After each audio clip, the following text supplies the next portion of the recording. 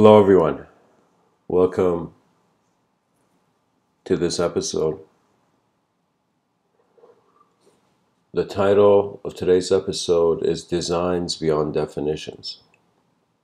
And so that's an interesting notion because in some sense, all definitions are associations of design in one dimension to an association of designs in another dimension.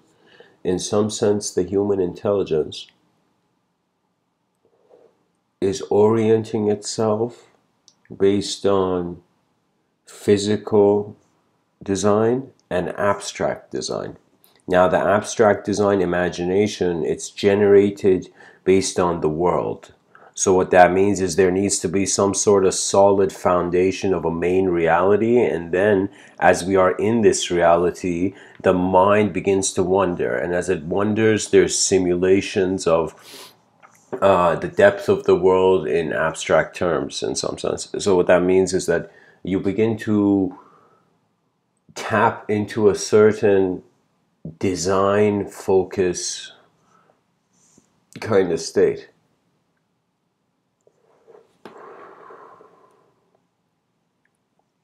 You see, architecture is not just in buildings, it is also in language.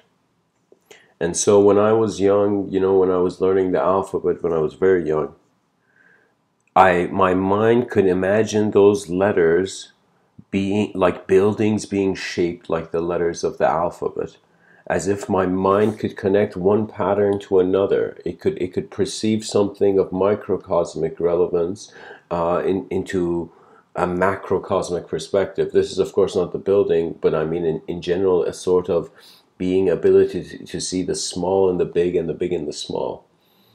And what I mean by that is that creativity is a sort of movement of attention, and attention is where curiosity comes from. I see many people get hooked into this sort of new age kind of mind handling where they go towards a sort of self-help, and in doing so they are kind of told to just have undisturbable focus on their wants. And so these people go into cycles of affirmation. So in some sense, they get a ceremony to make their desires happen. I find that there's two ways of kind of existing on this planet. You either exist as a personality, which is thought-based, or you exist as a presence, which is experience-oriented. And what that means is in one manner, you're a drop in an ocean. In another manner, you're the whole ocean in the drop.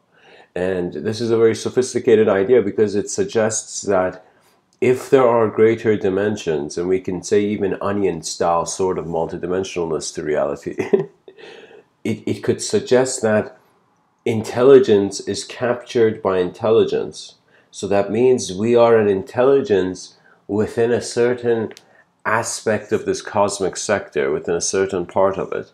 And so this is how our intelligence arises, and it does not arise on just by us. This is why selfishness is sort of kind of rejected by the spirit of the world, because our intelligence, biological intelligence, depends on many factors working in agreement. And when there's a sort of individual separation, whereas if on this planet, what seems to be unique from us as creatures and other animals, it's as if like, let's say we popped out, like for me, existence, it's like this empty page where words are being written in, and at some point erased, or in some sense a new page comes about. So for me, it's as if like when my eyes open, their purpose is to relate to the world that they perceive. And in doing so, they had to kind of gain a certain first base sort of information, and then based on that loop it to realize.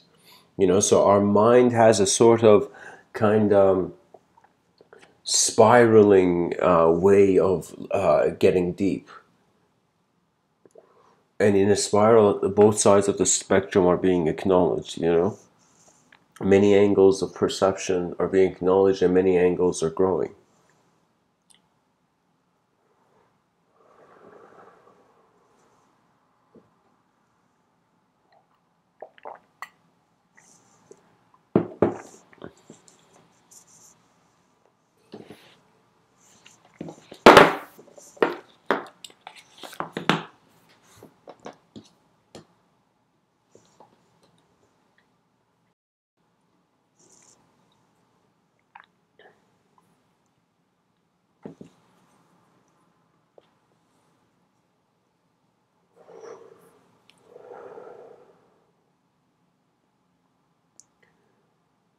To suddenly notice that the mind, let us say, which we at first consider to be originating and being projected out of the brain, as imagination runs wild, there is a sort of witnessing dimension of your intelligence as it happens. That means we have always been our own audience. You know, every talk I have given, I have simultaneously heard. And so in some sense, as if one phenomena can have a relationship with many dimensions. And so I have this feeling that we are at a point in civilization where language is needed. But I find that the capacity of the human being can transcend any sort of structure, whether it is physical structure, physical boundaries, you know, or it is non-physical structures. And that's the fascination of imagination. It's as if something that's there but never there. Something that gazes at the world and perceives a sort of furthering of its occurrence. You know, I was in an very emotionally kind of structured, I was in a certain emotional conversation with someone close. And there came the question of like how I perceived life. You know, they asked me. And at the time, it was as if the way my mind was occurring, it's as if I told that person that for me, when I was younger, it was stories. Life was like I wanted to find a better story all the time. I had this obsession of being a better self all the time, you know? And because I wanted to be a certain thing, I had to have an ego. You know, it's like there's no other way. You know, anybody who wants to be arrogant must have an ego. And to have an ego means to have a position for your existence in abstraction and thought, in the dance of neurons that creates an atmosphere of remembrance. So for me, it's very fascinating because it is very evident, for me at least, that we're in a multidimensional reality. When I see the eyes of an ant, when I see the eyes of a lion, when I see the eyes of a human, I begin to see intelligence existing on many levels in many unique ways, which instantaneously tells me that existence had a certain artistic ignition. It had a certain way of spiraling into manifestation where it abided by a certain geometry, a certain design, you know, and I was fascinated by geometry because I came to this conclusion that if there is a God, God must love spheres. You know, we see planets, stars, everything as if it is spherical. And so was very unique for me. That means I noticed that I have something common with the planet, aside from extending out of it. For example, my eyes are spheres and so is the planet. And you know, in my playful mind, I wondered, what does the planet see? And I see that it sees its existence happen. So what that kind of suggests is that, I'm going to get poetic here, but there's an eternal witness to every temporary association of self. There is something that looks within. And as it does, it understands prior to non-existence and existence's game, there is something here. Call it God, call it nothing. Call it wrath, call it suffering, call it joy, call it bliss. Whatever image imposed on a collective truth is void to begin with. What this means is that my response to that person was pretty much that I began having many different unique senses of value. But then I kind of asked the forbidden question for myself. I asked about my origin, as if like I'm this creature, opened its eyes, it's in some journey at a certain moment in history, at a certain moment in society. And you're supposed to go with the program, and many years of your life you go with the program. But at some point when you get a sense of like mortality becomes real for you, you begin to have strong emotions, as if it's a level of emotional expansion when there's a sort of loss or there's a sort of inevitability realized. When I noticed this inevitability, it became as if like I gave myself a freedom to step out of my shyness. So the only cure to shyness is to discover that you are temporarily here. So why not every moment be the greatest moment? You know, it comes to me as just sight in space, perceiving designs change. And so the emotions are ascribed based on a certain relationship and intimacy with existential phenomena. This intimacy with existential phenomena is not trying to pull you towards some sort of extreme, because many human beings have this mentality that we want to, just like our Lord of the Rings, the guy wanted the one ring that would rule them all, you know? We want to find that one solution to all our problems. And so I've noticed that religion, its greatest solution to the problem is like have faith. You know, and so it's a sort of, this is the thing that there's two sorts of spiritual traps, one can say. One is, how can I tell you? One is it goes towards nihilism. So in some sense, it's like a nihilistic trap. The spiritual person begins to acknowledge a level of emptiness to existence where the soul, even if it does exist, cannot have an attribute.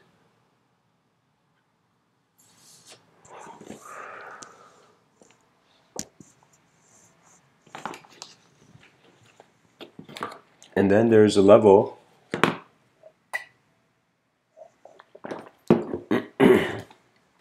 where one looks at consciousness and begins to see that it can reach infinity.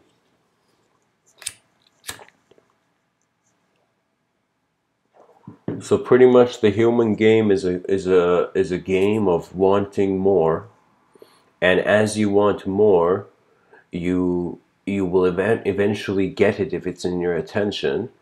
But you will always want something else, because man has this is why we're unique creatures. We have a sort of eternal effort and longing, as if we try our hardest. And to be able to try to risk something, to try something, you have to be able to give yourself a permission to step into a new world. Not a new world physically, but a new world of meaning, a new world of implication, as if all concepts stand and then the context behind them, watch. And so life is a performance of atoms trying to be more than atoms, neurons trying to be more than neurons, and heaven no longer being a belief. Do not believe in the abstract unless your experience has allowed it. And do not believe in your experience until the clarity of your presence has allowed it. For me, life is, if you take the language route, if you try to conceptualize truth, you can never see the true painting if you're always drawing over it. So that means, for example, let's say there's two people you know, in some art studio, and there's a blank canvas there, and there's different colors of art, and each person has a brush with a certain color on it. And so one person there at the same time that there's this canvas here, you know, and all this, you know, it's as if there's a painting. Let's say it's not an empty canvas. Let's say it's a canvas that's full. It's like there's a picture on it. And so as each one of these people begins to try to describe this picture, they are as if brushing, they're drawing over it. They're adding a new viewpoint from their moment in history to that moment of history. This revelation, its validity is in that personal moment. And for someone else to believe a revelation of someone else is in some sense never that same revelation. As if, like you see in those films and whatnot, you know, where there's this game where like the kids sit, you know, horizontally, and one of them says something, and the other one passes it on, the other one passes it on, and at the end of the line, it's a total different sentence. So that's the effort of knowledge, to try to interpret a changing universe. And everybody comes up with theories and ideas, and it goes on and it goes on. And it's not very hard to believe in reincarnation when you see society's repetitive ways. We are kind of stuck in the situation where, as if traditionally we were held back. So now everybody wants to rebel against tradition, not realizing that in that tradition there were certain important values kept. Just like nature, we're destroying humanity and the mind of humanity. And we're not destroying it, but it's like, think of it this way, that if children played outside before, when I was young I would play, you know, football outside, you know. Now children rather have a sort of digital presence, you know.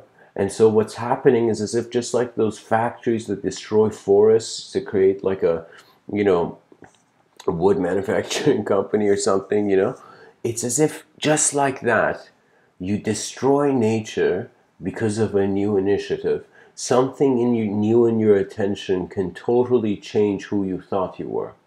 And this is the world we live, where things are colored by many designs. And these designs have definitions, and these definitions have to do with our memory and imagination. And memory and imagination are terms we use when intelligence in a present moment in an abstract way looks at the past. When you look at the past, you have a certain certainty of being in those experiences. But when you look at the future, you're confronting the unknown. And you send a kind of probe into the unknown by having a goal, having an ambition. But the most important thing about an ambition, or a fruitful ambition, is one that is driven by passion, because passion is the secret of genius. Passion is that explorer who went one more step into the unknown, you know. That candle that lit the brightest it could before its time came, and it was just a memory in the minds of those who will soon be memories for others. Life is phenomenal. It is fascinating. When you consider its long-term nature, you feel as if nothing will be important. But when you realize that the fabric in space and time has a certain personal value, but also has a certain impersonal value. When you realize the personal value is an opportunity after billions of years, you know, the intelligence extended from the dirt and could in some sense speak and create technologies. And so civilization has come a long way to realize that it is only the beginning. Humanity will not fail, because if it was to, it would have already. There's something keeping this science experiment after billions of years going. I personally have a very unique relationship with language, and for me, geometry is a language. Mathematics, it's in the mainstream, you know, in scientific circles, it's considered a language, you know. But silence speaks too. Stillness has a certain movement, as if once the body is physically still, and once in some sense there's complete silence and stillness in a sort of meditative concentration, the person begins to forget the idea of the meditation and just pay attention to what is happening. That in the silence and stillness, just like the ripples on the surface of a pond settle, in a pure, still surface of any pond, the sky can be seen. The wisdom of the beyond can be activated through a sense of reflective knowing that you are the emanation, that your world is being perceived through the emanation of a star. A star that if it had not emanated, it would be too dark to see and too dark to even be. Life is phenomenal. It is the greatest movie that I have felt I have been a director or an actor in.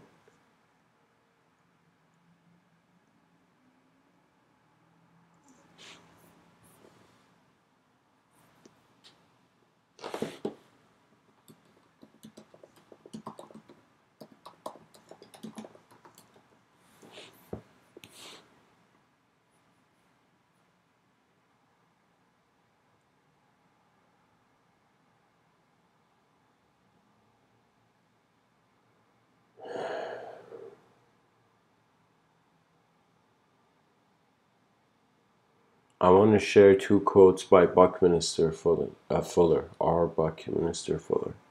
I've listened to some of his interviews on YouTube. He's a very fascinating man to listen to. And, you know, I guess late Alan Watts was, to some degree, inspired by this man. And so I want to share two quotes he has, because he had a certain, like this man had a very fascinating view on architecture and design. And he says, I'll share these two quotes, which I feel I should. His first quote is, "There is nothing in a caterpillar that tells you it's going to be a butterfly. As if there is no way for you to know how great you are until you go to it to the end.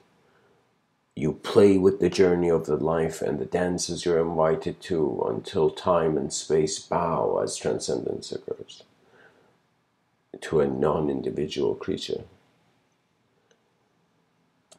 Buckminster Fuller says, "We are called to be architects of the future, not its victims." And so this calling is very important, that every human being does not have a responsibility to just live freely, but has a responsibility to try to establish a world where there's enough freedom for creativity to, in some sense, rise from the unknown, or in some sense, extract from the unknown new meaning. Great ideas are found in the minds of men. And there's 8 billion of us. Overpopulation doesn't seem so bad when there's so many minds that can tackle the problem and find a new stance, you know?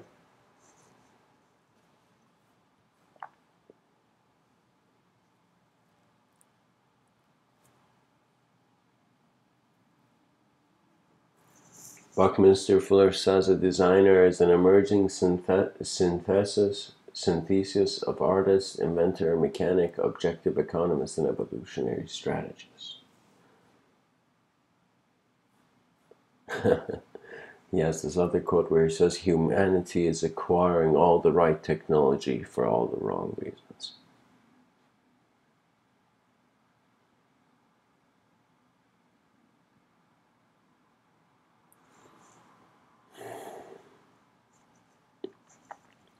Jonathan Swift has this quote where he says, "Vision is the art of seeing the invisible." And Michelangelo has this quote where he says, "I saw the angel in the stone and I set it free." And these quotes and these ideas are suggesting that we have a sort of evolutionary responsibility to see the angel in the stone and set it free, to see a greater future and to attempt it. To just attempt it. It doesn't matter how right or wrong it is, but to attempt it is crucial. And I kind of put this situation, you know, to rest by gaining the ultimate conclusion. There's this question in philosophy that says, like this professor, you know, he wrote this bonus question on this exam, philosophy exam, and the question was just like the word why, W-H-Y, question mark. And so many kids began giving answers. Some of them were like, because, there needs to be a cause. So there's the first cause argument, Somebody else was like, because, Revelation says so. So some other person said because, scientifically there was the Big Bang, and when you ask class, and so, when the teacher saw the students next time, he called upon that kid, and that kid stood up as if like, now is my time. Now is that moment. That kid stood up, and the teacher tells him, please share your answer with the class of the bonus question. You're the only one who got it right. And the kid says, the answer was why not? I wrote why not, and so that's the question mark. That's the interesting idea, that the answer to WHY question mark is WHYNOT. Why not? And so that was my mentality. I wanted to, in some sense, hide from the hardship of the world, and try to go into my, sort of, try to get rich enough to just go to my island and just go into this place and just, be a writer for the rest of my life, something like that. I just wanted to escape reality and just go into my own room. But I realized that it's a very cool thing to be part of a species and to want to serve its advancement through a sort of simplicity. You can't be too serious about beliefs, and at the same time, you cannot be too careless about discipline. And these are crucial because we are sort of systematic creatures. Even though our main sort of, let's say, interface is biological, you know?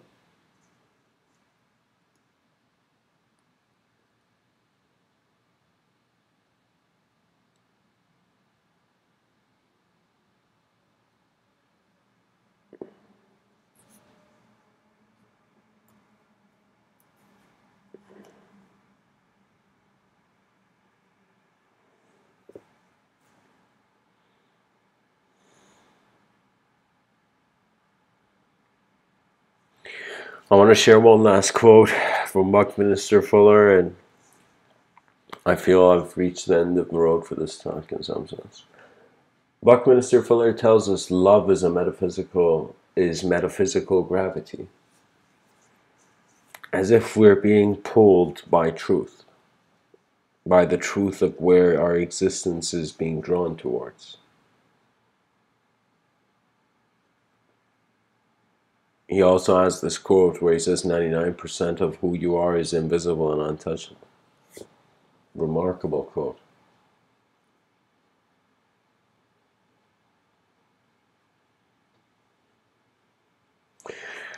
I hope this talk has served you.